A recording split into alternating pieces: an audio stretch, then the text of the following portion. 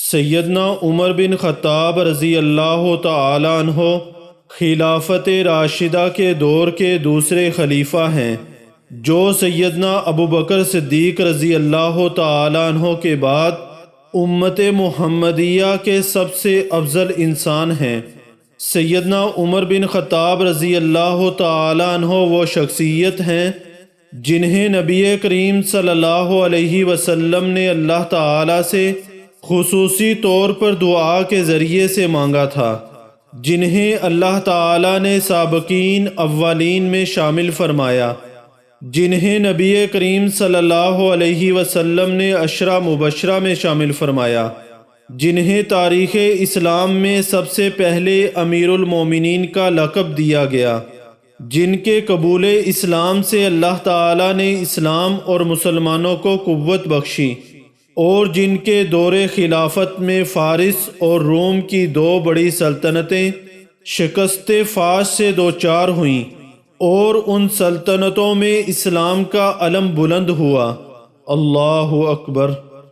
سیدنا عمر بن خطاب رضی اللہ تعالی عنہ اللہ تعالی کے محبوب بندوں میں شمار ہوتے ہیں کہ جو زمین پر اپنی زبان سے مشورہ دیتے تو عرش بری سے اللہ تعالی ان کی موافقت میں وحی نازل فرما دیتے۔ اسی طرح سیدنا عمر بن خطاب رضی اللہ تعالی عنہ سیدنا ابو بکر صدیق رضی اللہ تعالی عنہ کے بعد نبی کریم صلی اللہ علیہ وسلم کو سب سے زیادہ محبوب تھے۔ سیدنا عمر بن عاص رضی اللہ تعالی عنہ بیان کرتے ہیں کہ میں نے آپ صلی اللہ علیہ وسلم سے پوچھا کہ آپ کو لوگوں میں سب سے زیادہ محبوب کون ہے؟ تو آپ صلی اللہ علیہ وسلم نے فرمایا سیدہ عائشہ رضی اللہ تعالی عنہا۔ میں نے پوچھا اور مردوں میں؟ آپ صلی اللہ علیہ وسلم نے فرمایا سیدنا ابو بکر صدیق رضی اللہ تعالی عنہ۔ میں نے پوچھا پھر کون؟ آپ صلی اللہ علیہ وسلم نے فرمایا پھر عمر بن خطاب رضی اللہ تعالی عنہ۔